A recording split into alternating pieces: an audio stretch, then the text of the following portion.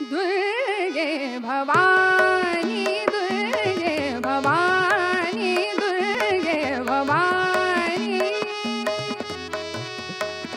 दुर्गे भवानी दुर्गे भवानी दुर्गे भवानी दुर्गे भवानी. श्री गणेशाय नमः. सिद्धिबुद्धिप्रदे देवी भुक्तिमुक्तिप्रदायिनी मन्त्रभूते सदा देवी महालक्ष्मी नमोऽस्तुते. ऐगिरिनन्दिनि नन्दितमेदिनि विश्वविनोदिनि नन्दनुते गिरिवरविन्ध्यशिरोधिनि वासिनि विष्णुविलासिनि विष्णुनुते भगवति हे श्रुतिकण्ठकुटुम्बिनि भूरि कुटुम्बिनि भूरि कृते. जय जय हे महिषासुरमर्दिनि रम्यकपर्दिनि शैलसुते.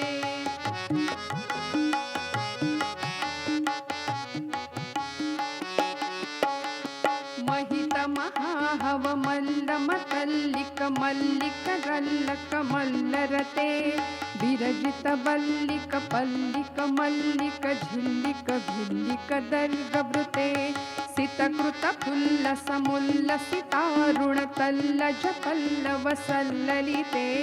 जय जय हे महिषासुरमर्दिनि रम्यकपर्दिनि शैलसुते. अविरल गण्डगलन्मदमेदुरमत्तमतङ्गजराजपते त्रिभुवनभूषण भूतकलानिधिरूपपयोनिधिराजसुते.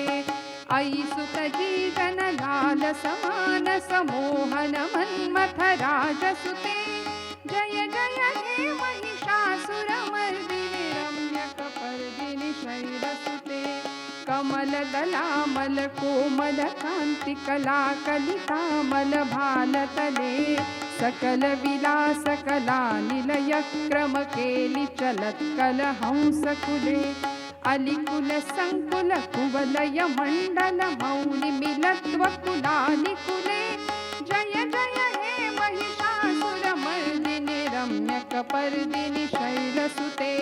करमुरलीरव वीजित कूजित लज्जित कोकिल मज्जुरुते मिलित मिलिंद मनोहर गुज्जित रज्जित शैल निकुंजगते. निज भुज गुण भूत महाशबरी गण सद्गुण संभृत केलिलते. जय जय हे महिषासुरमर्दिनि रम्यकपर्दिनि शैलसुते. जय जय हे महिषासुरमर्दिनि रम्यकपर्दिनि शैलसुते. जय जय हे महिषासुरमर्दिनि रम्यकपर्दिनि शैलसुते. जगदंबा माता की जय. या देवी सर्वभूतेषु भक्तिरूपेण संस्थिता नमस्तस्यै नमस्तस्यै नमस्तस्यै नमो नमः. या देवी सर्वभूतेषु श्रद्धारूपेण संस्थिता नमस्तस्यै नमस्तस्यै नमस्तस्यै नमो नमः.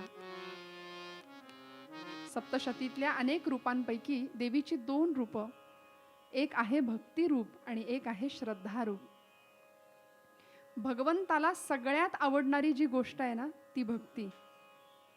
म्हणून भक्तांनी भगवंताला विचारावं, देवा तुझ्याकडे मागायचं झालं तर काय मागायचं रे? त्यावेळी भगवंत म्हणाले, माझ्याकडे दोन गोष्टी आहेत. माझ्याकडे दोन गोष्टी आहेत. पहिली गोष्ट आहे माझी माया आणि दुसरी गोष्ट आहे माझी भक्ती. बोला तुम्हाला काय हवंय? भक्त म्हणाला, देवा दोन्हीमध्ये नेमका फरक काय आहे रे? माया आणि भक्ती याच्यामध्ये नेमका फरक काय तो तर सांग. भगवंत म्हणाले, फरक आहे तो असा की माया जर तुम्ही मला मागाल ना तर ती माया तुम्हाला नाचवेल. माया भक्ताला नाचवते आणि भक्तांनी केलेली भक्ती मला नाचवते म्हणाले. तुमच्या भक्तीमध्ये मी नाचतो आणि म्हणून भगवंताला सगळ्यात प्रिय अशी गोष्ट भक्ताच्या भक्तीसाठी, भक्त प्रेमासाठी भगवंत लालचावलेला आहे, हपापलेला आहे, देव भक्तीचाच भुकेला आहे. आणि म्हणून भक्ती भक्ती म्हणजे काय तर ब्रह्मस्वरूपाची ही जी माया आहे, पुरुषाची ही जी प्रकृती आहे, तिच्या आधाराने हे सगळं ब्रह्म वास्तविक निर्गुण निराकार आहे, पण साकार असलेल्या प्रकृतीच्या आधाराने सगळ्या प्रकारच्या लीला आणि चेष्टा भगवंताच्या चालल्या आहेत ना सृष्टीमध्ये. तर त्यामधलं भक्ती स्वरूप हे जे आहे ते भगवतीचं रूप आहे असं सप्तशतीमध्ये सांगितलेलं आहे. या देवीच्या स्तुतीमध्ये, हे देवी तू कशी आहेस, सर्व भूतमात्रांच्या मधली अंतःकरणातली जी भक्तीची भावना आहे ना ती म्हणजे तू आहेस. त्या भक्तीचं स्वरूप म्हणजे देवी तुझं रूप आहे. म्हणून भक्ती रूपेण संस्थिता नमस्तस्यै नमस्तस्यै नमस्तस्यै नमो नमः. तिला वारंवार प्रणाम केलाय या भक्ती स्वरूपाला. जगदंबेच्या या भक्ती स्वरूपाची आराधना करताना किंवा ते जाणून घेताना आमच्या संत मांदियाळीतल्या, संत संप्रदायातल्या अनेक स्त्री संतांची चरित्र माझ्या डोळ्यासमोर उभी राहतात. काय घडलं की ज्या पांडुरंगाच्या भक्तीसाठी अगदी लहान वयामध्ये घरदार सोडलं, आई वडिलांबरोबर पंढरपूरच्या वारीला निघाली, पंढरपूर हेच आपलं, इथेच आपली कर्मभूमी म्हणून तिथेच राहिली नव्हे, पांडुरंगाच्या भक्तीमध्ये रममाण झालेली ही जनाई, भक्ती मूर्ती जनाई, भक्ती गंगा जनाई, भक्ती सरिता जनाई असं जिचं वर्णन करावं अशा जनाबाई महाराज. स्वप्नामध्ये पांडुरंगाने एकदा दर्शन दिलं बरं. सोबत नामदेव महाराज होते की ज्यांच्या चरणांचं दास्यत्व पत्करलं आणि स्वतःला मी तो नामयाची दासी असंच म्हणून घेतलं. नामदेव महाराजांची दासी म्हणून त्या घरामध्ये राहिली, घराच्यांची सगळी कामं करावी, पांडुरंगाची निष्ठेने भक्ती करावी. आणि भगवान परमात्मा पांडुरंगाने स्वप्न दृष्टांत दिला. स्वतः नामदेव महाराज पांडुरंगा समवेत स्वप्नात आले आणि पहाटेच्या प्रसंगी पडलेलं हे स्वप्न जनाबाईला नामदेव महाराज म्हणतात, जने जने ये अगं, पांडुरंगाचा एक हात मी पकडलाय, दुसऱ्या हाताला तू धर, आपण सगळे मिळून फेर करूया, फेर खेळूया. जनाबाई म्हणतात, नाही नाही अहो मी तर दासी, दासीनी कसा देवाचा हात पकडायचा, मी नाही बाई पांडुरंगाचा हात पकडणार. अगं जने असं काय करतेस, अगं देवाकडे कुठलं परकेपण, तू धर बरं देवाचा हात. आणि असं म्हणून जनाबाईंनी पांडुरंगाचा हात आपल्या हातात घेतला आणि तिघांनी मिळून फेर धरावा. स्वप्न दृष्टांतामध्ये भगवंतांनी दर्शन दिलं, दृष्टांत दिला आणि डोळे उघडले प्रसन्नतेने. घरातनं त्या पर्णकुटीतनं बाहेर आल्या आणि समोरचं स्वच्छ निळशार आकाश पाहिलं आणि मनामध्ये विचार आला की अगदी असाच रंग आहे माझ्या पांडुरंगाचा. निळीशार चंद्रभागा पंढरपुरातली वाहताना दिसली आणि जनाबाई म्हणते, अगदी असाच रंग आहे माझ्या पांडुरंगाचा, तो सुद्धा असाच आहे विशाल. आणि जनाबाईंचं अंतःकरण प्रफुल्लित झालं आणि गाऊ लागलं, नाचू लागलं. पांडुरंगा स्वप्नात आलास, समोर कधी येशील रे. अंतःकरणामध्ये पराकोटीची भक्ती होती की भगवंताशिवाय दुसरं काहीच दिसत नव्हतं. आणि ज्या एका चरणांचा आश्रय घ्यावा, ज्याला आपण अनन्यता असं म्हणतो, अन्याश्रयाणाम त्यागः इति अनन्यता, इतर कुठल्याही आश्रयाचा त्याग आणि एकच आश्रय प्रभू चरणांचा, भगवत भक्तीचा, बस त्या पलीकडे जीवन नाही. आणि जनाईनी त्या आकाशाकडे बघावं आणि म्हणावं, पांडुरंगा असाच आहेस रे. निळे हे आकाश निळा हा प्रकाश, निळे हे आकाश निळा हा प्रकाश, निळ्या विठ्ठलास वंदिनी, निळी चंद्रभागा निळी ती यमुना, निळी चंद्रभागा निळी ती यमुना, निळ्या श्री कृष्णा धाणवी ती. आज माझे मन निळे निळे झाले, आज माझे मन निळे निळे झाले, भक्तीचे सोहळे चित्ती माझ्या, निळा पांडुरंग निळे अंतरंग, निळा नारायण त्यांच्या संगे, निळा पांडुरंग निळे अंतरंग, निळा नारायण त्यांच्या संगे. भगवंता असाच निळाशार माझ्या या चंद्रभागेसारखा तुझाही रंग आहे. असं म्हणता म्हणता जनाबाई पांडुरंगाची करुणा भाकू लागल्या आणि म्हणायला लागल्या, की भगवंता स्वप्नात दृष्टांत दिलास, जागेपणी कधी येशील रे? सख्या कधी येशील रे? दळिता कांडिता तुझं गायीन अनंता, म्हणून प्रत्येक क्षणाला हातात काम आणि मुखात नाम म्हणून तुझी आळवणी करते, तुझी आठवण करते, तुझ्याशिवाय एक क्षणही चैन पडत नाही. देवा येशील का रे सामोरा? येशील का रे सख्या? पांडुरंगा येशील? आणि जनाबाईची ही हाक पांडुरंगाने ऐकावी बरं. नामदेव महाराज तीर्थयात्रेला ज्ञानदेवांबरोबर निघून गेल्यानंतर पंढरपुरातल्या लोकांची मानसिकता सांभाळण्याचं काम जनाबाईंनी केलंय. भक्ती मार्गाचा प्रसार प्रचार करण्याचं काम जनाबाईंनी केलंय. नवे नामदेवांच्या पश्चात नामदेवांचं घर जनाबाईंनी सांभाळलंय. नामदेवांची पत्नी राजाई आणि जनाई या दोघींनी ते घर उत्तम पद्धतीने सांभाळलं. नामदेवांचा व्यवसायामध्ये सुद्धा मदत करावी, घरातलं सगळं काम करावं. धुणी भांडी असू दे, सडा संमार्जन असू दे, रोज कितीतरी दळण दळायला जनाबाईंनी जात्यावर बसावं आणि या जात्यातून असं तत्वज्ञान जगासमोर मांडावं. मराठी साहित्याला ओवी नावाचं वृत्त आमच्या जनाबाईंनी दिलंय.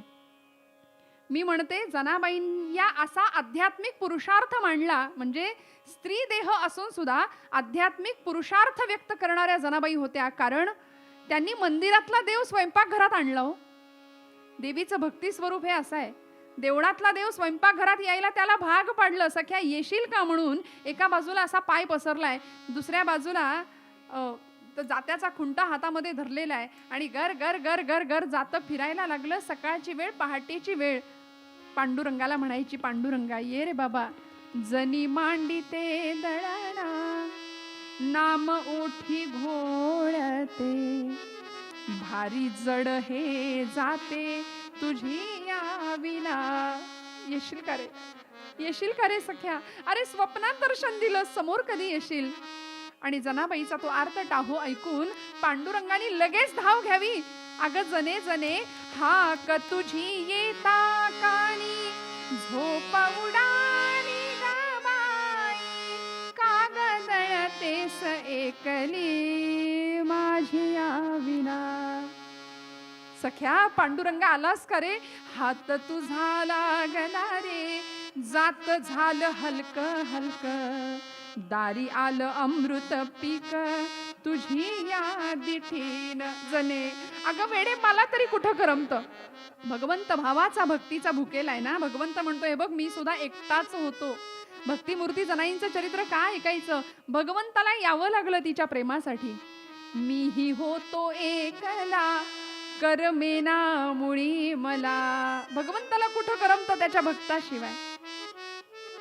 आरसा मला गे दिधला तुझे या दिठीन, दिशा उजळल्या गेला कोंबडा अरवून, दिशा उजळल्या गेला कोंबडा अरवून.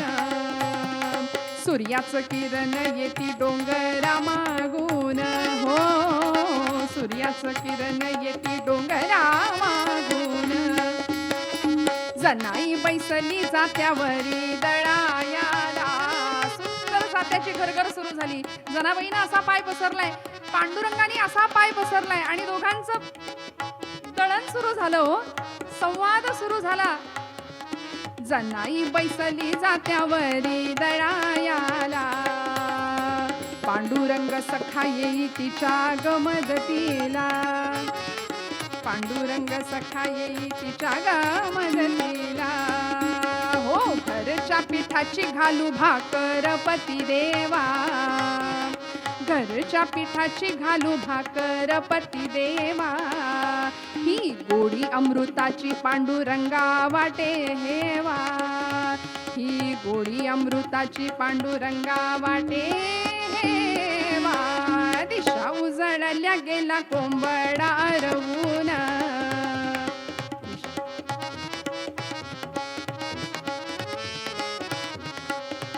जनाईनं जात्यावर दळण दळायला घ्यावं आणि पांडुरंगाने तिला मदत करावी. किती प्रसंगामध्ये हो, शेणा थापायला मदत कराव्यात, सडा संमार्जन करताना पांडुरंग तिच्या सोबत आहे. प्रत्येक कामामध्ये भगवंतांनी तिला सहाय्य करावं. आणि एखाद्या दिवशी जनाबाई बरोबर जर पांडुरंग दळण दळायला बसला ना, तर आपण चरित्रामध्ये प्रसंग ऐकता की ज्यावेळी पांडुरंगाने आपला रत्नहार काढून जनाबाईच्या झोपडीमध्ये ठेवलेला आहे, सकाळ झाली आणि पांडुरंग निघून गेले मंदिरामध्ये. इकडे सगळे बडवे पुजारी भूपाळीसाठी आरतीसाठी जमलेले आहेत, काकड आरतीसाठी, आणि म्हणतायत भूपाळी, पण सगळं लक्ष देवाच्या रत्नहाराकडे आहे. विषयात लडबडलेली माणसं या पलीकडे काय करू शकतात? गडबड आणि बडबड सुरू झाली, विषयांची लडबड होती, त्यामुळे याशिवाय दुसरं काही सुचत नव्हतं. पण जनाईची भक्ती शुद्ध होती, भाव शुद्ध होता. पांडुरंगाचा रत्नहार जनाईच्या झोपडीत, आणि कुणीतरी मुद्दाम जनीवर आळ यावा या उद्देशाने केलेली ती कृती म्हणजे जनाबाईचं कांबळं गोधडी उचलून पांडुरंगाच्या त्या राऊळात आणून टाकलेली कुणीतरी. त्यामुळे मुद्देमालासह चोर सापडला म्हणून सगळ्यांनी कांगावा केला आणि बऱ्याच मंडळींनी जनाबाईच्या झोपडीला घेराव घातला. अक्षरशः सगळे जण जमले. जने जने, अगं पांडुरंगाच्या गळ्यातला रत्नहार कुठे आहे? कोण आहे आतमध्ये? खरं सांग, कोण आलं होतं तुझ्याकडे? जनाबाई म्हणते, कोण नाही हो, कुणीच नव्हतं आलं. खरं सांग जने. सगळ्यांना दोन दोन आवाज ऐकू येतात आणि तू बरी म्हणते मी एकटी गाते म्हणून दळण दळते. जनाबाई म्हणते, कुठं कोण आहे? मी तर एकटीच गाते. नाही नाही जने, 100 माणसांनी दोन दोन आवाज ऐकलेत आणि तू बरी म्हणते ग मी एकटीच आहे म्हणून. खरं सांग कोण आहे? आणि हळूच जनाईनं सांगावं, पंढरीचा आपला पांडुरंग आलाय म्हणाली. सगळ्यांनी हसण्यात काढावं जनाबाईला. जने, अगं पंढरीचा तो पांडुरंग वीट सोडून तुझ्याकडे कशाला ग येईल तुझ्या झोपडीमध्ये? खरं सांग जने, खरं सांग. आणि पांडुरंगाचा रत्नहार कुठाय सांग. जनाबाईच्या झोपडीमध्ये लोकांना रत्नहार दिसला. जनाबाईवर चोरीचा आळ आणला गेला, पण जनाबाई सांगते, माझा पांडुरंग माझ्या जवळ आहे. सगळे म्हणतायत की अगं जने तुला दिसतो आणि आम्हाला दिसत नाही, असं कुठं ठेवलंयस ग तू लपून? जनाबाई म्हणते, पाटील, गावच्या पाटलांना सांगतेय, गावच्या कुलकर्ण्यांना सांगते, सगळ्यांना सांगते, कुठे लपवायचं असतो? हृदयाचा बंदी खाना केला आत आत आत विठ्ठल कोंडीला. हृदयाचा बंदी खाना केला, हृदय बंदी खाना केला, आता विठ्ठल कोंडीला. गळा बांधून या दोर. भक्तीची शक्ती, भक्तीची ताकद अशी होती जनाईच्या की पांडुरंगाला बांधलं होतं.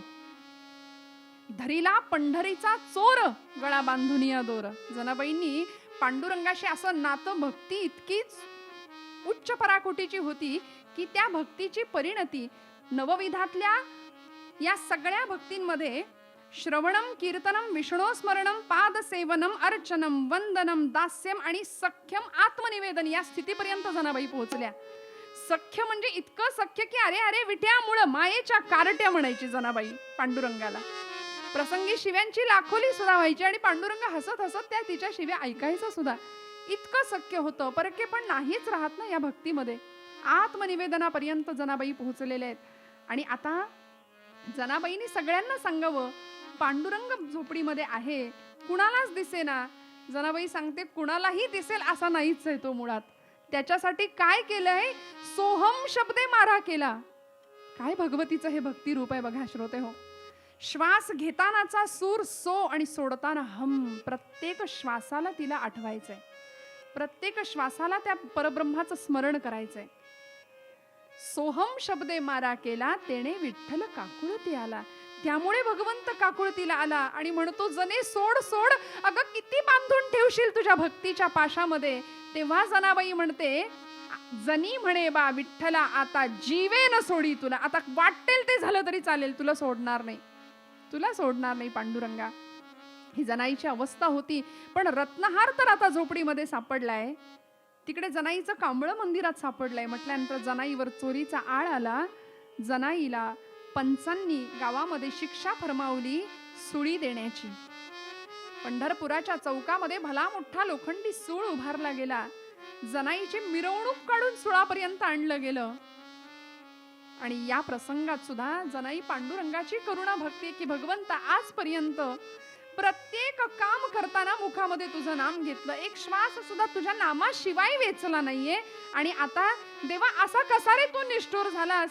कागा नयेसी विठ्ठला, कागा नयेसी विठ्ठला, कागा नयेसी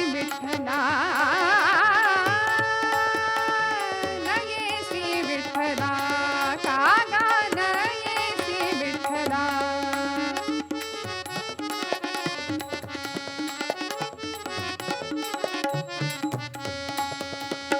ऐसा कोण दोष मला, ऐसा कोण दोष मला. हो का गान येसी विठ्ठला, का गान येसी विठ्ठला, का गान येसी.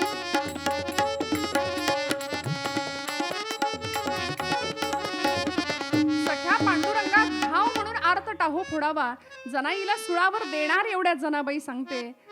आतापर्यंत या मुखाने पांडुरंगाच्या स्मरणाशिवाय दुसरं काहीच नाही केलं, त्याच्या नामाशिवाय दुसरं काही केलं नाही. जीवनाची यात्रा संपवतीये भगवंता, प्रत्येक कार्यामध्ये तुला आठवलं. आता हे जीवनच संपवतीये, निदान सुळाला नमस्कार तर करते म्हणून सुळाला स्पर्श केला आणि अक्षरशः सुळाचं पाणी झालं, वितळायला लागला सूळ. हा चमत्कार आम्हाला वाटतो, पण खरं सांगू का, त्या सगळ्या तिथल्या पंढरपुरातल्या बघण्यासाठी आलेल्या या सगळ्या लोकांच्या हृदयाचं सुद्धा पाणी पाणी झालं. सुळाचं तर पाणी झालंच, लोकांच्या निष्ठुर असलेल्या कठीण असलेल्या हृदयाचं पाणी झालं आणि सुळाचं सुद्धा पाणी करण्याची अग्नीची ताकद, सर्व सत्ता आली हाता. नामयाचा खेचर दाता नामदेव महाराज म्हणतात, ही सगळी सत्ता तिच्या हातामध्ये, अग्नीची सत्ता भगवंतांनी दिली. भगवंताची निस्सीम अंतःकरणाने निष्काम अशी केलेली भक्ती. तुम्ही आम्ही ना भक्ती करतानाच आमच्या मनामध्ये इतके विचार असतात की मला यातून मिळेल काय. बरं, भगवंताला देताना सुद्धा त्याच्यामध्ये भक्तीचं प्रदर्शनच आम्ही इतकं करतो. मी बऱ्याचदा सांगत राहते की आमचं कीर्तन एके ठिकाणी सुरू होतं आणि असे हॉलमध्ये फॅन सुरू होते बरं का. लोक भक्तीचं प्रदर्शन कशा पद्धतीने करतात बघा, की गर्दी होती, कीर्तन रंगात आलं होतं आणि अशा वेळी कुणीतरी येऊन ते फॅन बंद केले, पंखे बंद केले. थोडा वेळ गेला, लोकांची चलबिचल झाली, लक्ष लागेना कथेमध्ये, कीर्तनामध्ये. म्हटल्यानंतर कुणीतरी त्यांना विचारलं की का हो बाबा, तुम्ही असं बंद का करून टाकले सगळे फॅन. ते म्हणाले, हे फॅन कधीपासून असे फिरतायत म्हणाले, मला ते बघवे ना, लोकांचं लक्षच नाही जात आहे फॅनकडे. हे फॅन म्हणाले या देवस्थानला मी दिलेत, प्रत्येक फॅनवर असं माझं नाव लिहिलंय, गोल अक्षरामध्ये लिहितात की नाही, मग ते लोकांना कसं दिसेल म्हणाले. काही क्षणापुरतं का होईना लोक फॅन बंद झाला की वरती पाहतील, मग माझं नाव त्यांना दिसेल. आणि मग ही अशी भक्ती श्रोते हो, प्रदर्शनाची भक्ती. भक्तीमध्ये दिखावा करतो आम्ही. मी म्हटलं आम्ही लबाड भक्त आहे, भगवंताकडून काहीतरी मिळावं या अपेक्षेने आम्ही भक्ती करतो ना. भक्ती याकरता करायची नाही. आमच्या कीर्तन सूर्य असलेले दत्तदास बुवा घाग यांचं प्रसिद्ध वाक्य आहे. ते म्हणायचे की दुर्दैवाचे घाले सहन करण्याची भक्ती मिळावी, शक्ती मिळावी याकरता भक्ती आहे. दुर्दैव जावं याकरता भक्ती नाही, तर दुर्दैवाचे घाले सहन करण्याची शक्ती मिळावी याकरता भक्ती आहे. आणि असं हे भक्ती स्वरूप तिथे भगवती आहे, तिथे भगवतीचा वास आहे. जिथे भक्ती दिसेल ना तिथे भगवंत आहे. आणि भक्ती म्हणजे काय हो, विकत आणावी लागते का कुठून? अंतःकरणात आहे तुमच्या माझ्या.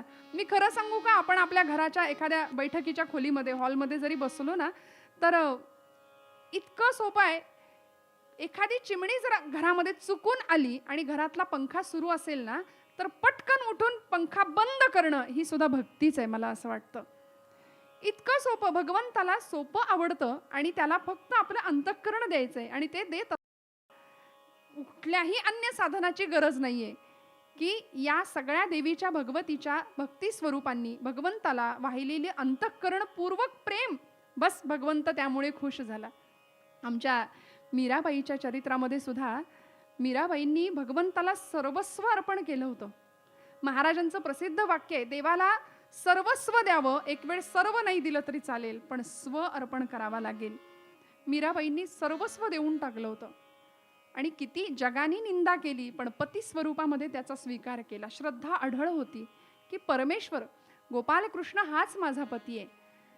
मीराबाई ज्यावेळी शेवटच्या क्षणाला, मीराबाईंचं शरीर सुद्धा कुणाला मिळालं नाही. आमच्या संतांनी मुक्तीच्या ज्या 4 अवस्था सांगितल्यात ना, सलोकता, समीपता, सरूपता आणि सायुज्यता. ईश्वराचा लोक प्राप्त होणं सलोकता, ईश्वराच्या सानिध्यात राहायला मिळणं, समीपता, भगवंताचं स्वरूप प्राप्त होणं, स्वरूपता आणि साक्षात ईश्वरच होणं, सायुज्यता. मीराबाईंनी ज्यावेळी भगवंताच्या त्या गोपालकृष्णाच्या मंदिराकडे धाव घेतली ना, तेव्हा भगवंता बस तुला मी माझं सर्वस्व वाहिलं ना, आता मला तुझ्याशिवाय काहीच नको म्हणून शेवटच्या क्षणाला भगवंताच्या त्या मूर्तीमध्ये मीराबाई विलीन झालेल्या दिसल्यात. कुठेच त्यांचं शरीर सुद्धा कुणाच्या हाती नाही लागलं. फक्त काही तिथल्या भक्तांनी भगवंतांच्या मूर्तीमध्ये मीराबाईच्या त्या साडीचं टोक, त्या पदराचं टोक जाताना पाहिलं. एवढंच काय ते मीराबाईबद्दल. पुन्हा तिच्या शरीरही लोकांना दृष्टोत्पत्तीस पडलेलं नाही. याचं कारण पूर्णपणे समर्पण आहे. भक्तीची अत्यंत उच्च अवस्था काय अवस्था होती हो. ऐसी लागी लगन मीरा हो गई मगन.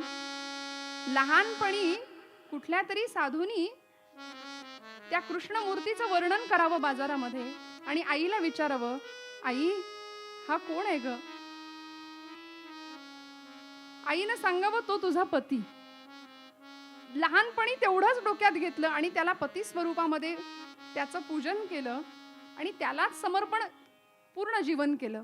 ऐसी लागी लगन मीरा हो गई मगन, ऐसी लागी लगन मीरा हो गई मगन.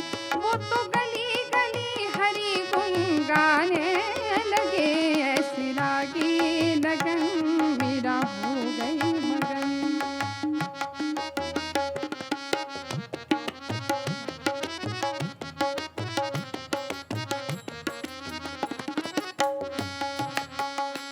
महलों में पली बन के जोगन चली, महलों में पली बन के जोगन चली. मीरा रानी दीवानी कहाने लगे, ऐसी लागी लगन मीरा हो गई मगन.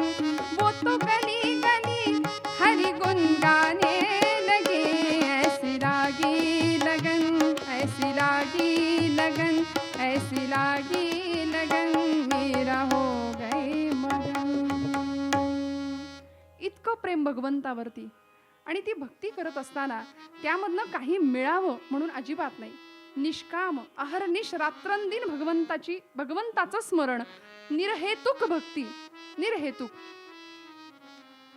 श्रोते हो, या सगळ्या संत मांदियाळीमध्ये अजून एक ज्यांचं नाव अगदी अग्रक्रमाने घ्यावं अशा आमच्या शबरी माता, की भगवंताची भक्ती करत असताना वयाच्या 8व्या वर्षी घर सोडलंय. बरं, की ज्या घरामध्ये प्रभूचं नाम नाही ते घर तिथं राहायचंच नाही.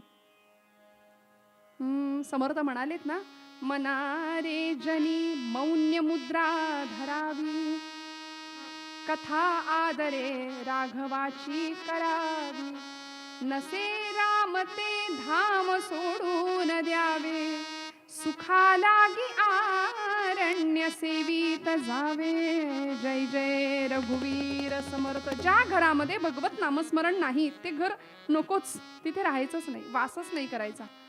कारण आपण शबरीचं चरित्र उत्तम जाणता, शबरी मातेचं, की एका व्याधाच्या भिल्लाच्या पोटी जन्माला आलेली ही पोर वयाच्या 8व्या वर्षी विवाह निश्चित झाला आणि घरामध्ये एका कुंपणामध्ये बांधलेली सगळी ती शेळ्या, मेंढ्या, बकऱ्या, कोंबड्या पाहिल्या आणि काळजाचा ठोका चुकला. आईला विचारलं की आई, हे सगळ्यांना इथे कशासाठी बांधून ठेवलंय ग. आई म्हणाली, अगं आपण आजपर्यंत अनेकांच्या घरी गेलो कार्यक्रमाच्या निमित्ताने, तिथं चांगलं चुंगलं खाल्लं. आता आपल्या घरी लोक येणार आहेत, मग त्यांना तुझ्या या लग्न कार्यानिमित्त, मंगल कार्यानिमित्त जेवायला द्यायला नको.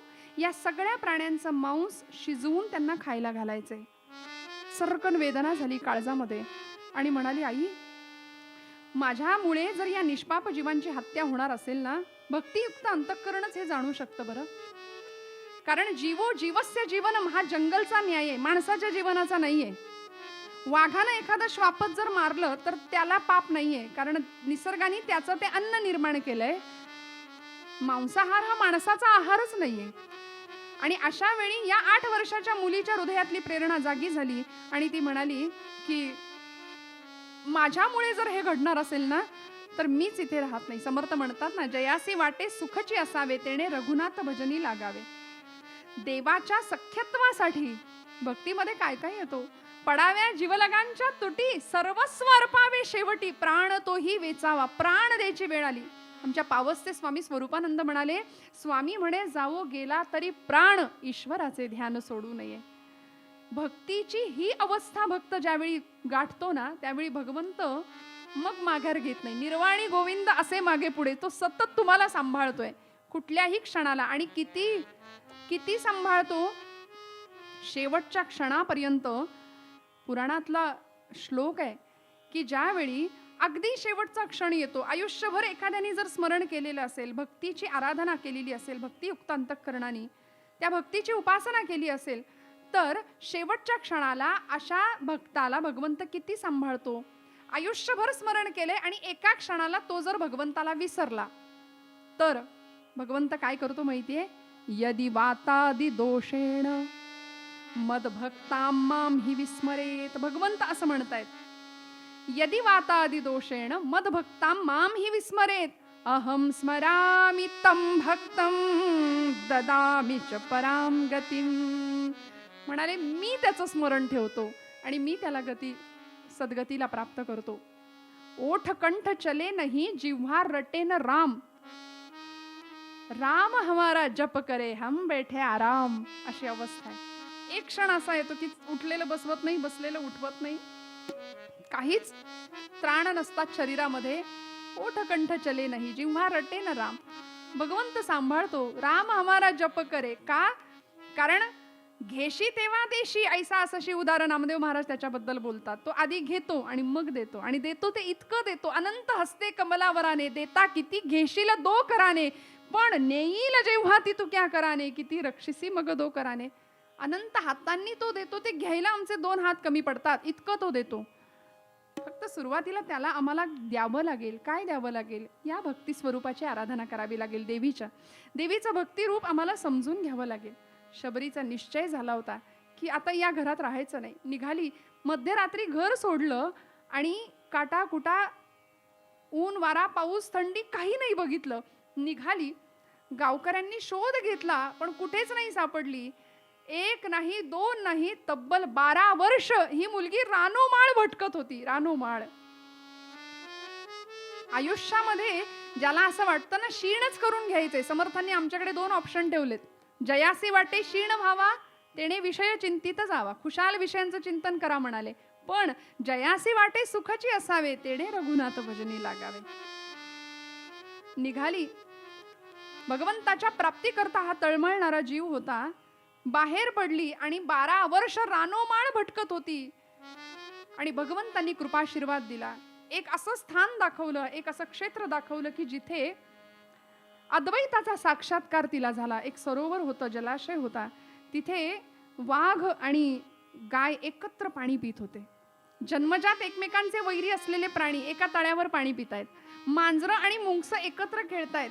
एक आसन्न प्रसवा असलेली बेडकी चालून चालून थकली म्हणून सर्पाणी तिला आपला असा फणावर करून तो तिला सावली देतोय. अद्वैत असा साक्षात्कार शबरीने घेतला आणि तिथून मतंग ऋषींच्या आश्रमापर्यंत जाऊन पोहोचली. या आश्रमामध्ये प्रवेश करता क्षणी बाहेरूनच नमस्कार करतीये. पाहिलं की गुरुदेव काहीतरी शिकवतायत, विद्यादानाचं काम करतायत. तस्मै श्री गुरवे नमः. तिथूनच नमस्कार केला. आणि आत कसं जायचं? आत कसं जायचं? सलोकता होती, आता समीपता आली. गुरुदेवांनी त्या विद्यार्थ्यांना ज्ञानदानाचं काम करत असताना शबरी पाहतीये की आपण आत कसं जायचं? काहीतरी सेवा केली पाहिजे आणि सेवेचं पुण्य आपल्याला मिळालं पाहिजे, तरच गुरुकृपा होईल, तरच प्रभुकृपा होईल. मग काय सेवा करूया?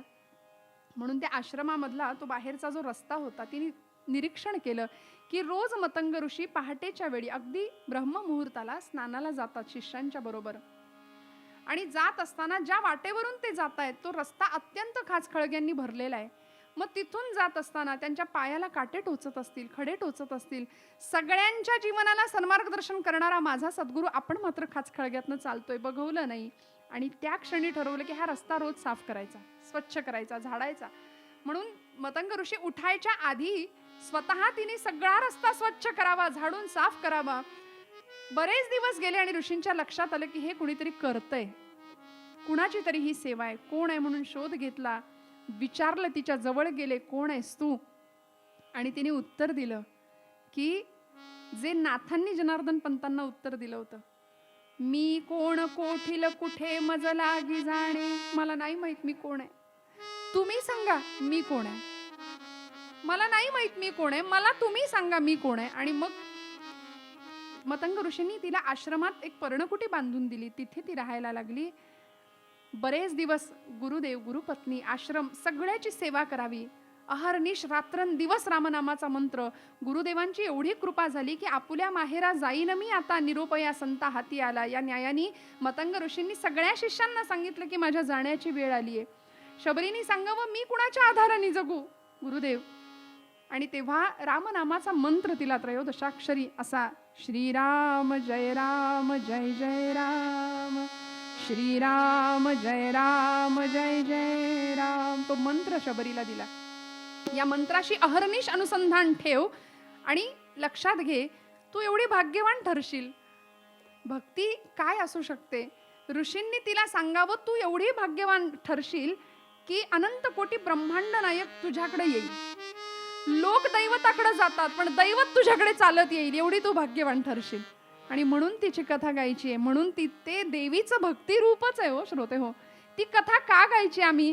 कारण ही पतित पावनी कथा, ही पतित पावनी कथा, निरसते व्यथा मनाची सारी. या नवरात्राच्या पर्व काळाच्या निमित्ताने आज अष्टमीची सेवा आपल्या समोर सादर करताना देवीच्या या सगळ्या रूपांचं आपण गुणवर्णन करतोय. तिचा अंश असलेल्या स्त्री चरित्रांचा थोडा आढावा घेत आपण जातोय.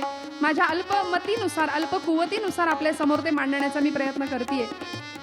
पण हे सगळं करत असताना या पंचदिवसीय कथामालेमध्ये या सगळ्या चरित्रांचा थोडा परामर्श घेत असताना भगवतीची अनेक रूपांनी भगवती अंश रूपाने कशी इथे स्थित आहे, ती तुमच्या माझ्याकडे सुद्धा स्थित आहे. फक्त आम्हाला त्याचा विसर पडलाय.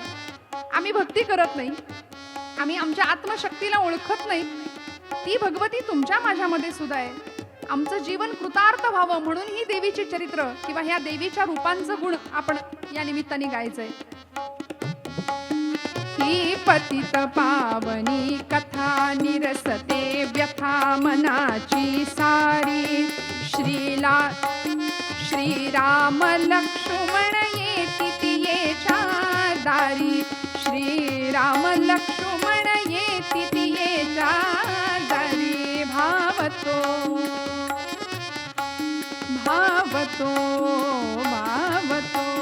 भावतो तिचा चांगला, भावतो तिचा चांगला, तिने ठेविला सद्गुरु पायी. तो सत्य म्हणोनी राम सावळा येई, तो सत्य म्हणोनी राम सावळा येई. तै निमित्त, काय गंमत आहे बघा, तै निमित्त कैकई वचन. कदाचित कैकईच्या वचनाचं निमित्त ठरलं असेल. प्रभू रामचंद्र निमित्त म्हणून गेले असतील वनवासात. पण कितीतरी तप मतंग ऋषींच्या आश्रमामध्ये वाट पाहत असलेल्या शबरीला भेटण्याकरताच की काय रामांनी अवतार घेतलाय. तै निमित्त कैकई वचन सेतु बंधन, मारी रावण वाल्मिकी वदती. परी भेटाया शबरीस राम अवतरती, परी भेटाया शबरीस राम अवतरती, परी भेटाया शबरीस राम अवतरती. तिच्यासाठीच की काय जणू या रामाने अवतार घेतला असं म्हणावं. इतकी भक्तीची परिसीमा होती, अत्युच्च भक्ती. प्रभू रामचंद्र जेव्हा आले ना तिला भेटायला, गुरुदेव निघून गेले. मंत्र जप कायम अहर्निश त्या मंत्राशी अनुसंधान होतं. आणि वाट इतकी बघायची की सगळ्या दिशांना स्वागताची तयारी करून ठेवायची. मनामध्ये विचार यायचा, गुरुदेवांनी सांगितलंय खरं देव येणार आहेत, पण असं कुठं म्हणाले पूर्वेकडूनच येतील, पश्चिमेकडूनच येतील. म्हणून चारही दिशांचे रस्ते रोज स्वच्छ करायचे, झाडायचे, साफ करायचे, फुलांच्या रांगोळ्या घालायच्या, कुंड्या लावायच्या सगळीकडे फुलांच्या, आणि असं सुंदर सुशोभित वातावरण करून भगवंताच्या स्वागताची तयारी रोज. बरं रोज किती वाट बघावी लागते. म्हणून देवीच्या या भक्ती रूपाची आराधना करताना भक्तीमध्ये सगळ्यात महत्वाची प्रतीक्षा आहे. वाट बघायला लागते. शबरीनं वाट बघितली. अध्यात्म काय किंवा प्रपंच काय, सगळीकडे प्रतीक्षा करावीच लागते. प्रतीक्षेनंतर भगवंताची आर्त सुरानी आम्हाला प्रयत्न तर सुरुवातीला आहेच, प्रयत्न आधी करावा लागेल, मग प्रतीक्षा, मग प्रार्थना करायची आणि मग प्रसाद मिळेल भगवंतांचा. या सगळ्या टप्प्यांनी जेव्हा आमची भक्ती फुलेल ना, तेव्हा भगवतीचं ते रूप आमच्यावर प्रसन्न होईल, भगवतीचं भक्ती स्वरूप. शबरीने अशा पद्धतीने प्रयत्नही केला, प्रतीक्षाही केली, आर्त स्वराने टाहो फोडला, प्रार्थनाही केली, आणि मग तिला प्रसाद मिळाला. आणि तो प्रसाद इतका विलक्षण होता की बस जीवनमुक्त अवस्था प्रदान करून दिली प्रभू रामचंद्रांनी. ज्यावेळी प्रभू आले ना शबरीच्या आश्रमामध्ये, निढळावर हात ठेवून शबरी माता पाहतायत रामांकडे. तरुणौ रूप संपन्नो सुकुमारो महाबलो. रामा, रामा आलात का? माझ्या गुरूंच्या वचनांवर विश्वास ठेवून मी इथे थांबले, आपलं नाम घेतलं, माझे गुरुदेव म्हणाले होते आपण याल, आपण आलात, बरोबर लक्ष्मण आहेत. दोघांनाही देवा या, असे या, असे या, इकडे या, इकडे बसा, असं करत करत एक लाकडाचा ओंडका होता, तिथे बसायला दिलं स्थान, एक वलकळ टाकलं त्याच्यावरती आणि तिथे बसा म्हणाली. प्रभू तिथे बसले. लक्ष्मण सांगतायत दादा थोडे दिवस राहिलेत आता, कशासाठी? आपण कुणाचा पाहुणचार स्वीकारलेला नाहीये, नका इथे थांबू. पण नाही हो, भक्त भक्त प्रेमासाठी लाचावलेला आहे. मी म्हटलं ना, भगवंतांची पावलं धावली इकडे. बसले त्या ओंडक्यावरती. तुमच्या माझ्या दृष्टीने ते वलकल असेल, तो लाकडाचा ओंडका असेल, पण शबरीच्या दृष्टीने काय होतं माहितीये? माऊलींनी ज्ञानेश्वरीच्या 15व्या अध्यायामध्ये गुरुपूजनाच्या काही ओव्या लिहिल्यात. सुरुवातीला माऊली म्हणतात, आता हृदय हे आपुले चौफाळुनी या भले, वरी बैसवू पाऊले श्री गुरूंची. हृदयाचं सिंहासन तयार केलं होतं. तुमच्या माझ्या दृष्टीने ते वलकल असेल, तो लाकडाचा ओंडका असेल, पण हृदयाच्या सिंहासनावर कर्म, भक्ती, ज्ञान आणि वैराग्य या चारही फाळ लावलेल्या नांगराने अशी ती अंतःकरणाची जमीन सुपीक करून टाकली होती आणि तिथे भगवंताला स्थापित केलं होतं. आता हृदय हे आपुले, बस भगवंता इथे बसा. हृदय सिंहासनावर त्यांना विराजमान केलं. आणि मग धन्य मी, देवा माझी धन्यता काय सांगू तुम्हाला. शबरी श्रीरामा धन्य मी, शबरी श्रीरामा लागली श्री चरणे आश्रमा, लागली श्री चरणे आश्रमा. धन्य मी शबरी श्रीरामा लागली श्री चरणे आश्रमा. काय आनंद होता.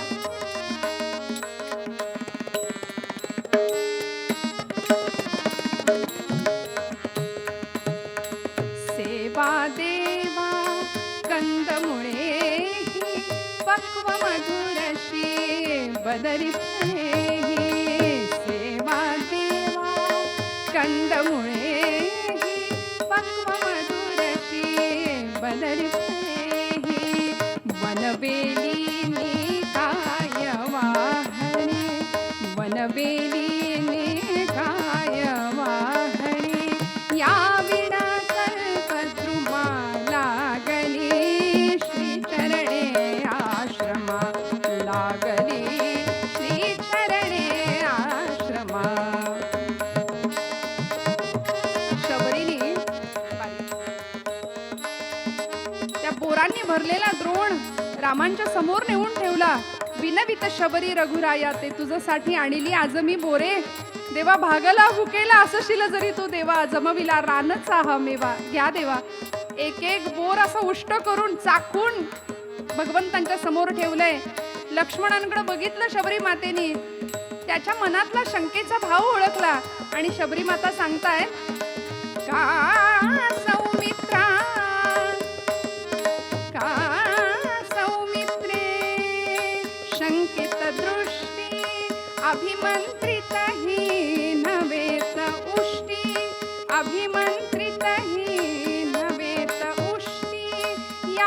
वदनी तर नित्यनांद तो, या वदनी तर नित्यनांद तो. वेदांचा मधुरिमा लागली श्रीचरणे आश्रमा लागली श्रीचरणे आश्रमा. धन्य मी शबरी श्रीरामा लागली श्रीचरणे आश्रमा लागली श्रीचरणे आश्रमा. भगवंतांनी एक एक बोर उचलावं, आपल्या मुखात घालावं. लक्ष्मणाने सांगावं, देवा नको नका खाऊ, पण नाही, बोरांची मूठ उचलून त्याच्याही हातात दिली. एक एक एक बोर सेवन करावं आणि शबरीला सांगावं, झालं का तुझ्या मनासारखं? नाही देवा, बस म्हणाले. आता अशी चिता रचते, या चितेत उभी राहते आणि आपल्या हाताने अग्नी द्या. बस माझ्या जीवनाची ती ज्योत आपल्या ज्योतीमध्ये सम्मिलित होऊन जाऊ द्या आणि सायुज्यता मुक्ती प्राप्त होऊ द्या. ही कामना शबरीने करावी. बस निष्काम भक्ती होती, भगवंताशिवाय दुसरं काहीच नाही, आणि त्याचं फळही तिला मिळालं. अशी भक्ती जर आम्ही केली ना, तर देवीचं भक्ती स्वरूप हे आहे. तिची आराधना केली तर ती भक्ती आमच्या अंतःकरणात जागृत झाल्याशिवाय राहणार नाही. श्रोते हो, देवीचं जसं भक्ती रूप आहे ना, तसं देवीचं श्रद्धा रूपाला सुद्धा आम्हाला आज वंदन करायचंय. आणि असं म्हणतात की श्रद्धापूर्वक अंतःकरणाने केलेलं कुठलंही कर्म आम्हाला मोठं बनवतं. श्रद्धापूर्वक अंतःकरण जर निर्माण झालं ना, तर भगवंत प्राप्ती आमच्यापासून दूर राहत नाही. असं म्हणतात की प्रत्येक युगामध्ये भगवंताच्या प्राप्तीचे काही मार्ग सांगितलेत. कृतेय ध्यायते विष्णू त्रेतायाम यजतौ मखैहि, द्वापारे परिचर्यायाम कलौतत हरिकीर्तनात.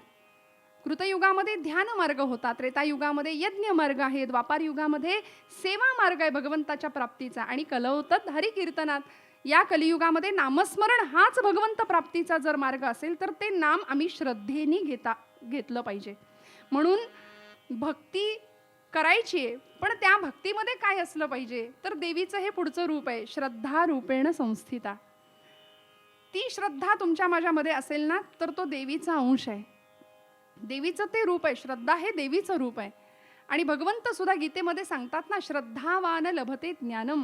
जर श्रद्धा हृदयामध्ये बळकट असेल ना, तरच ज्ञानप्राप्ती होणार आहे. आज परिस्थिती अशी आहे की अनेक मार्ग, अनेक संप्रदाय, अनेक पंथ आपल्याला दिसत आहेत. त्यामुळे सामान्य माणसाची गफलत होते. प्रपंच आणि परमार्थ याची सांगड घालताना त्याला कळत नाही कुठे जावं, आणि गफलत अशाच माणसाची होते की ज्याची श्रद्धा दुबळी आहे. म्हणून बळकट श्रद्धा असली ना की आमचं अंतःकरण डळमळीत होत नाही. म्हणून देवाकडे कायम प्रार्थना करावी. भगवतीला या निमित्ताने या नवरात्रीत आपण एकच साकडं घालूया की हे अंबे, हे जगदंबे, मला माझी बुद्धी तैल बुद्धी नसली तरी चालेल, माझं धारधार कुशाग्र बुद्धिमत्ता नाही मला दिलीस तरी चालेल, पण माझी श्रद्धा बळकट असू दे. आणि ती श्रद्धा अंध नको, तर ती डोळस असू दे. देवीचं हे या श्रद्धा रूपाची जर आम्ही उपासना केली ना, तर आम्ही निश्चित भगवतीच्या कृपेला पात्र होऊ. बुद्धी वाहायला लागेल आम्हाला सद्गुरूंच्या पायावर, भगवंत चरणावरती ती बुद्धी वाहायला लागेल. आणि जी बुद्धी शरण जात नाही ना, त्या बुद्धीबद्दल असं म्हणतात की ती बुद्धी वांझोटी असते. शरण न जाणारी बुद्धी काहीच कामाची नाही. म्हणून माऊलींनी सुद्धा ओवीचा अर्धचरण माऊलींचं तुम्हाला सांगते, जे जगा धाकुटे होई जे तई जवळीक माझी. माऊली म्हणतात की ज्याला धाकटे पण स्वतःकडे घ्यायचं कळालं ना, त्याला म्हणाले मी जवळ करतो. जे जगा धाकुटे होई जे तई जवळीक माझी. त्यामुळे समर्पित केलेली बुद्धी हीच खरी बुद्धी आहे. जिथे शरणागतीचा भाव जन्माला येतो ना, तिथे श्रद्धा निर्माण होते. आणि श्रद्धेचा अर्थच असा आहे की सत धा म्हणजे श्रद्धा.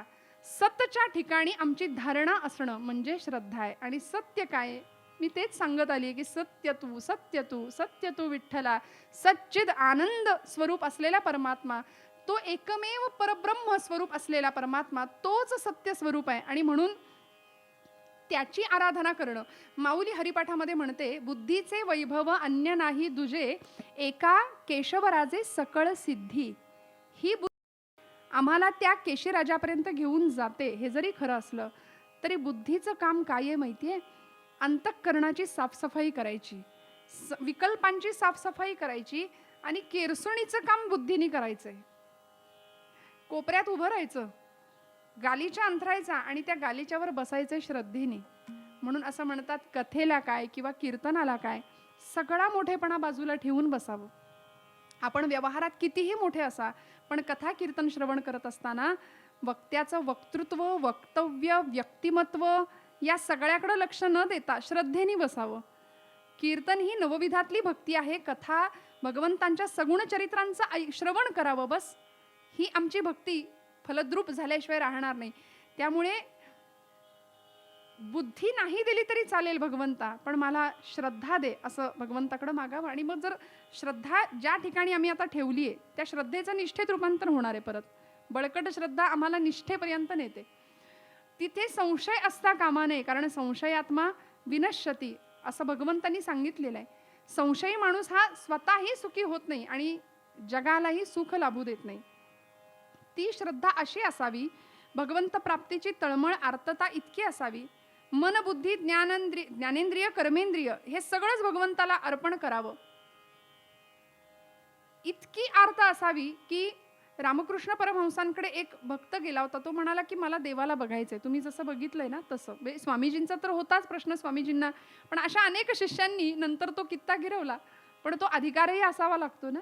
रामकृष्णांकडे त्या एका शिष्याने सांगितलं की मला पण बघायचंय म्हणाले देवाला. रामकृष्ण म्हणाले चल दाखवतो. आणि म्हणून त्या गंगा नदीमध्ये नेलं, पाण्यामध्ये आतमध्ये प्रवेश केला. काही अंतरावर खोल पाण्यात गेल्यानंतर त्या शिष्याची मान अशी धरली रामकृष्णांनी आणि त्याला असं पाण्यामध्ये बुडवलं, त्याचं तोंड पाण्यात घातलं. नाका तोंडात पाणी जाऊन गुदमरायला लागला प्राण. त्यावेळी म्हणाला, अहो काय मला मारताय की काय, तुम्ही काय करताय? तेव्हा आर्ततेने व्याकुळ झाला जीव, प्राणांसाठी कासावीस झाला. हात उचलला रामकृष्णांनी, हात बाजूला काढला आणि म्हणाले, कळालं का, आत्ता जसा तळमळलास ना तशी तळमळ भगवत प्राप्तीसाठी जेव्हा होईल तेव्हा देव भेटेल म्हणाले. या क्षणात जी तळमळ झाली ना तुझी, ती तळमळ भगवत प्राप्ती करता होईल. आणि ती तळमळ झाली. बरं, सर्वस्व अर्पण केलं होतं आमच्या एका माऊलीने महाभारतामध्ये. त्या गोपाल कृष्णाशी असं नातं जोडलं होतं की कृष्ण माझी माता, कृष्ण माझा पिता, बहीण बंधू चुलता, कृष्ण माझा. तुकोबराई म्हणतात, तुका म्हणे माझा कृष्ण हा विसावा, वाटेन करावा परत जीवा. देवीचं श्रद्धारूप म्हटलं की मला द्रौपदी मातेचं चरित्र याकरता समोर आठवतं की 5-5 पती होते, पण तरी सुद्धा एकमेव कृष्णावरती एवढा विश्वास होता की बस तो आहे ना मग सगळं. आणि म्हणून निर्वाणी गोविंद असे मागे पुढे प्रत्येक संकटामध्ये भगवंत आला होता. प्रत्येक संकटात. तुकोबरायांचा अभंग आहे, भक्तीचे ते वर्म जयाची हाती, तया घरी शांती क्षमा दया. अष्टमहासिद्धी ओळगती द्वारी, न वजती दुरी धवडिता. भक्ती आणि श्रद्धा जर भगवंताला आपली दिली ना तर अष्टमहासिद्धी सुद्धा अशा भक्ताला प्राप्त होऊ शकतात. चित्ताला मिळणारी अवस्था अशी असते की संतुष्ट हे चित्त सदा सर्व काळ, तुटली हळहळ त्रिगुणांची. आणि भगवंत अशा भक्तांचा कामार होतो. तुकोबाराय शब्द वापरतात, म्हणजे गडी होतो, सेवक होतो, दास होतो. नाथांच्या घरी ज्यावेळी भगवंत 12 वर्ष राबले ना, त्यावेळी नाथांना जेव्हा हे कळालं की श्रीखंड्या नावानी देवा तुम्ही माझ्या घरी राबलात, हात जोडून म्हणाले होते, तडफडून मेलो असतो तर बरं झालं असतं देवा. त्यापेक्षा उष्टी खरकटी सुद्धा उचललीत आपण या घरची, सगळं केलं. कशामुळे हे होतं? द्रौपदीसाठी सुद्धा भगवंत कशामुळे आला? तिने सर्वस्व अर्पण केलं होतं भगवंताला. हस्तिनापूरच्या त्या राजसभेमध्ये, द्यूत सभेमध्ये हरलेल्या त्या पांडवांनी धर्मराजांनी पणाला लावलेल्या द्रौपदीला केसांना धरून असं फरफटत ज्यावेळी दुःशासन घेऊन येत होता ना, सोड रे म्हणत होती, सोड. नाही कुणाला दया आली. सगळ्यांच्याकडे कृपेची दयेची याचना करत होती, पण नाही कोणी हाकेला धावलं. दोन्ही हात मोकळे केले आणि हाक मारली, हे गोविंदा, हे माधवा, धाव रे धाव. साग मधनी सानी मग मग सा. ऐक कृष्णा हाक माझी, ऐक कृष्णा हाक माझी, ऐक कृष्णा हाक माझे, ऐक कृष्णा हाक माझी.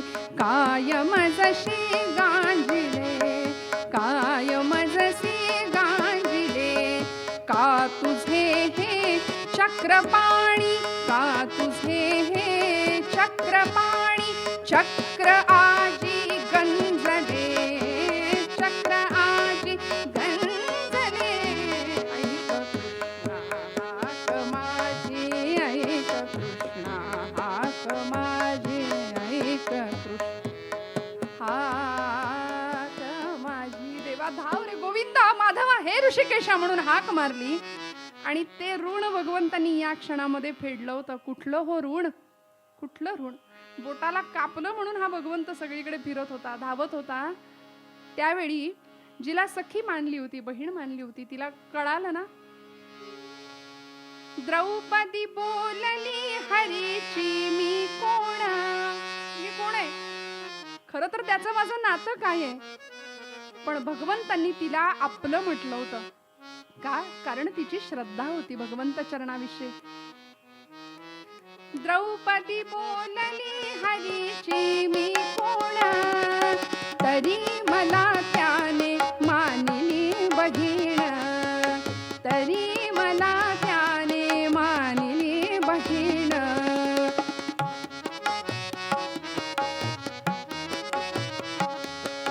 काळजाची चिंधी देईन फाडून. सगळीकडे गेले नारद महर्षी. सुभद्रेला मागितलं, म्हणाली शालू पैठण्या कुठे फाडून देऊ की काय तुम्हाला? पण द्रौपदी सांगते काळजाची चिंधी फाडून देईन माझ्या कृष्ण परमात्म्याकरता. चिंधी देईन फाडून येवढे त्याचे माझ्यावरी ऋण येवढे तयाचे माझ्यावरी ऋण. वसने पुरवोनी हरी राखी माझी लाज वसने पुरवोनी हरी राखी माझी लाज. चिंधीसाठी आला माझ्या दारी हरी आज चिंधीसाठी आला माझ्या दारी हरी आज. त्रैलोक्य मोलाचे वसन दिले फाडून. या बात त्रैलोक्य मोलाचे वसन दिले फाडून. द्रौपदीसी बंधू शोभे नारायण द्रौपदीसी बंधू शोभे नारायण. भर जरी ग पितांबर दिला फाडून भर जरी ग पितांबर दिला फाडून. द्रौपदीसी बंधू शोभे नारायण द्रौपदीसी बंधू शोभे नारायण नारायण हो नारायण. आणि या प्रसंगामध्ये सुद्धा भगवंतांनी द्रौपदीची लाज राखली ना. सहस्त्र पटींनी ते वस्त्र तिला पुरवलं. प्रत्येक क्षणाला वनवासात असू दे अज्ञातवासात असू दे नवे दुर्वास भोजन प्रसंगाला नव्हतंच काही शिल्लक. दुर्वास ऋषी आपल्या सगळ्या शिष्यगणांना घेऊन समोर उपस्थित झाले होते. त्यावेळी या द्रौपदीने पुन्हा प्रत्येक वेळी ठरलेलं होतं की कृष्णच माझा त्राता आहे. धावा केला भगवंता धाव काय करू आता. आणि भगवंत इतका तो भक्त वत्सल आहे ना. श्रद्धा जर आमची बळकट असेल तर भगवंत कशी धाव घेतो. जेवायला बसलेले परमात्मा द्रौपदी समोर आले, म्हणले हवा हात तसाच घेऊन आलोय. जेवायला बसलो होतो, तुझी हाक कानावर आली, जेवायला वाढ म्हणले मला. द्रौपदी म्हणले काय देवा चेष्टा करतोस माझी. अरे घरात काही नाहीये, अन्नाचा कण नाही. सूर्यनारायणाने दिलेली ती सूर्यस्थळी रात्रीची वेळ आहे, तिचा आत्ता काही उपयोग नाही म्हणून तुला हाक मारली आणि तू म्हणतो जेवायला वाढ. काय देवा चालवलंयस. बाबा म्हणाले बघू तरी मला ती सूर्यस्थळी कशी आहे दाखव तरी. आणि भगवंतांनी दाखवली. त्या द्रौपदीने सूर्यस्थळी भगवंतांना दाखवली आणि त्या स्थाळीला असं वाटलं की सूर्योदय झाला. अहो चंद्र सूर्य ज्याचे डोळे असा भगवंत त्या थाळीकडे नुसती नजर टाकली. एक भाताचं शीत बघितलं भगवंतांनी आणि ते सेवन केलं. बस तृप्तीचा ढेकर दिला आणि सगळ्यांची पोटं भरली. आपल्या सगळ्यांना तो प्रसंग माहिती आहे. एक नाही दोन नाही अनेक क्षणांमध्ये अनेक प्रसंगामध्ये द्रौपदीचा सांभाळ भगवंतांनी केला. जरा जरी ही द्रौपदी भगवंतावर रागवली ना तरी सहन नाही व्हायचं. आणि मी म्हटलं भक्तीमध्ये भगवंताशी सख्य भावाचं नातं निर्माण होतं की भगवंतावर मग रागवण्याचा सुद्धा हक्क भक्ताला प्राप्त होतो. नामदेव महाराज रागवले द्रौपदीचं हे श्रद्धारूप का होतं असं बळकट बळकट श्रद्धा होती तिची की बस याच्याशिवाय कुणी नाही, कुणी नाही. ज्यावेळी द्रौपदी भगवंतावर रागवायची ना, त्यावेळी भगवंत तिची समजूत काढायचे. आणि एक प्रसंग असा होता की इतकी रागवली एका क्षणाला द्रौपदी भगवंतावरती की ज्यावेळी कौरव पांडवांचं कुरुक्षेत्रावर धर्मयुद्ध निश्चित झालं, सगळं सैन्य दुर्योधनाला भगवंतांनी दिलं आणि रिकाम्या हाताने भगवंत ज्यावेळी द्रौपदीकडे त्या पांडवांच्या शिबिरामध्ये आले ना, तेव्हा सगळे स्वागताला सज्ज होते. पण द्रौपदी नाहीये म्हटल्यानंतर अस्वस्थ झाले, व्याकुळ झाले. माझी द्रौपदी कुठे आहे म्हणून शोध घेतायत. सगळ्यांना पाठवतायत तिची आळवणी करायला, द्रौपदीला घेऊन या, द्रौपदीला घेऊन या. क्रोधागारात बसलेली, संतापाने लालबुंद झालेली, येणार नाही म्हणाली. सगळं सैन्य देऊन ठेवलंय दुर्योधनाला. मला म्हणत होता माझा भाऊ, माझा भाऊ. काय त्याचा उपयोग, मी तोंडच नाही बघणार म्हणाली. त्याचं जन्मात त्याचं तोंड नाही पाहणार. आज मला त्याचं अंतरंग कळालं म्हणाली. भगवंतांनी सगळ्यांना पाठवून बघितलं, द्रौपदी यायला तयार नाही म्हटल्यानंतर स्वतः गेलेत धर्मराजांसोबत क्रोधागारामध्ये आणि द्रौपदीच्या समोर हात जोडलेत. बघा, सगळ्याचा करता करविता असलेला परमेश्वर, त्याचा अधिकार ओळखायला आज द्रौपदी थोडीशी का, कारण मायेचं आवरण होतं डोळ्यावर, अज्ञानाचा पडदा होता. विषयांच्या इच्छा प्रबल झाल्या की कुठेतरी अज्ञानाचं आवरण येतं डोळ्यावरती आणि मग अधिकार आम्ही ओळखत नाही. द्रौपदीचं या क्षणाला थोडं ते झालं. भगवंतांनी तिच्या समोर सुद्धा हात पसरले का, कारण हिची श्रद्धा बळकट आहे, ही श्रद्धा रूपिणी आहे. हात जोडले आणि भगवंत सांगतायत की कृष्ण म्हणे कृष्णेला झाले अपराध कोटीच्या कोटी, तू माऊली क्षमेची तुझ विण घालील कोण गे पोटी. अगं तूच क्षमा करणार ना मला. द्रौपदी म्हणली तू तर बोलूच नकोस माझ्याशी, माझ्या समोर एक क्षणही उभा राहू नकोस. आणि एवढं म्हणून भगवंतांना सुद्धा माघारी जावं लागलं आणि मग भीमांनी ते दोघांचं सख्य मिळवून दिलंय. भीमानी सांगावं, देवा द्रौपदीचं आणि तुझं ते पूर्ववत सख्य मी करून देतो, पण मला काय देशील. देव म्हणले माग काय हवं ते. भगवंतांना भीमानी सांगावं की द्रौपदीवर जेवढं प्रेम करताना तेवढं माझ्यावर करा म्हणाले. अरे नाही करतो म्हणाले, तेवढंच प्रेम तुझ्यावर करतो. नाही, द्रौपदीसाठी रडलात नव्हे, तिचे जाऊन पाय धरलेत. माझे कधी धरलेत? म्हणजे हे विनोदापुरतं जरी बोलणं असलं तरी भीमांच्या डोळ्यात पाणी आहे त्या क्षणाला. म्हणजे भगवंत किती भक्तासाठी व्याकुळ होतो जर भक्ताची श्रद्धा बळकट असेल तर. आणि ही श्रद्धा रूपिणी भगवतीचा अंश होता द्रौपदी खऱ्या अर्थी, की तिचं सांत्वन करण्यासाठी भगवंत किती वेळ व्याकुळ झालेले आहेत. आणि एका क्षणाला भीमानी ज्यावेळी भगवंतांना सांगावं मी आणतो तिला, हातामध्ये गदा घेतली आणि भगवंतांना सांगितलं मी नाटक करणार आहे, ही गदा तुम्हाला मारणार आहे असं मी तिला सांगणार आहे, घाबरू नका. भगवंत म्हणले तू लक्षात ठेव, नाटक काही मला नवीन नाही, लहानपणापासून हा शब्द माझ्या अत्यंत आवडीचा आहे, पण हे नाटक आहे हे तू लक्षात ठेव, नाही तर मारून मग म्हणशील नाटक होतो. भीम गदा असा मस्तकावरती उंच गरगरा गरगरा फिरवत दंड दंड दंड पावलं आपटत क्रोधागारामध्ये गेला. द्रौपदीला सांगितलं हे बघ काय त्याच्याकडे बघतेस, बघण्यासारखं आहे काय, वरून काळा तसा आतून काळा, बरं झालं म्हणे प्रतिज्ञा घेतलीस, त्याचं तोंड बघणार नाहीस. द्रौपदीला वाटत होतं की अरे सगळे मला समजवत होते पण हे माझ्या बाजूचे आहेत. असं करतो म्हणाले आज याचं मस्तकाचं चूर्ण करून टाकतो, काय तो सोक्ष मोक्ष लावतो. एवढं ऐकलं मात्र आणि त्या श्रद्धेला धक्का लागला. अंतःकरणामध्ये काळजामध्ये वेदना झाली आणि म्हणाली काय कृष्णाला मारणार. इतका वेळ जागची हल्ली नव्हती पण आता उठून ताडकन उभी राहिली आणि भीमाचं अवसान वाढलं. शेवात अजून म्हणायला लागला की आता तर मस्तकाचं चूर्ण करतो, त्याला ठेवतच नाही म्हणाले. पण धावली द्रौपदी, पाय धरले भीमाचे आणि सांगते नका हो नका, माझ्या कृष्णाला मारू नका. माझ्या या रागाचा शेवट इतका वाईट होईल असं मला वाटलं नव्हतं. कसाही असला तरी तो माझा भाऊ आहे, माझा सखा आहे, त्याला मारू नका. काही झालं तरी त्याला मारू नका, तुम्ही सांगाल ते ऐकीन. आणि आता भीम पुढे चाललाय आणि मागे बघतोय येते की नाही, येते की नाही करत. काही नाही, मारतो मारतो आवेशाने पुढे चाललाय. आणि द्रौपदी हळूहळू हळू बाहेर आली. द्रौपदीचं आणि भगवंतांचं नजरा नजर झाली. भगवंतांनी पाहिलं आणि मेडे द्रौपदी असं रागवतात का ग.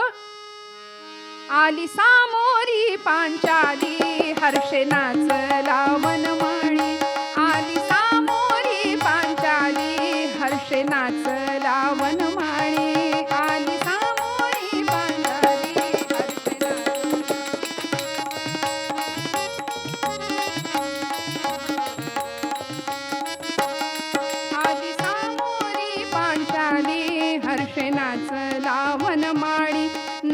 म्हणे वर्णू किती, नामा म्हणे वर्णू किती, बंधू भगिनी भेटती, बंधू भगिनी भेटती, आली सामोरी पांचाळी हर्षे नाचला वनमाळी, आली सामोरी पांचाली हर्षे नाचला वनमाळी, हर्षे नाचला वनमाळी, हर्षे नाचला वनमाळी.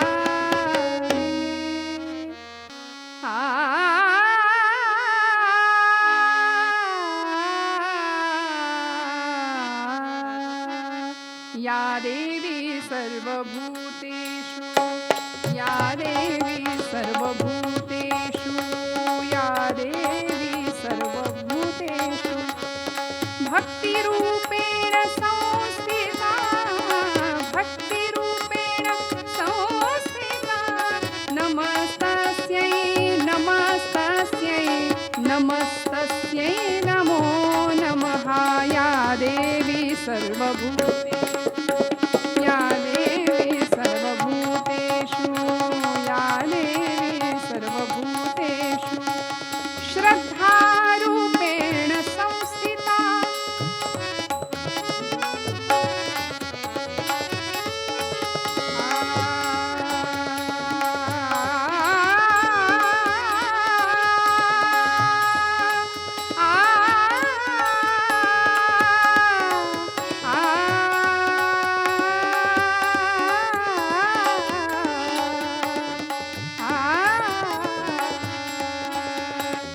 श्रद्धारूपेण संस्थिता, नमस्तस्यै, नमस्तस्यै, नमस्तस्यै नमो नमः.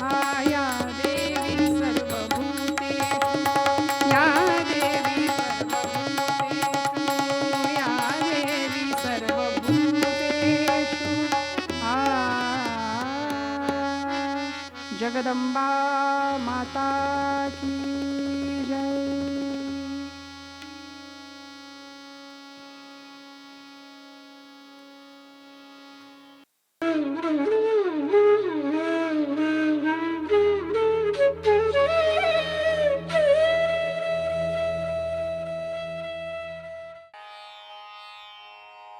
अशाच नाविन्यपूर्ण आणि सांस्कृतिक कार्यक्रमांसाठी प्रबोधन भारतीच्या यूट्यूब चॅनलला सबस्क्राईब करा आणि फेसबुक पेजला लाईक करा.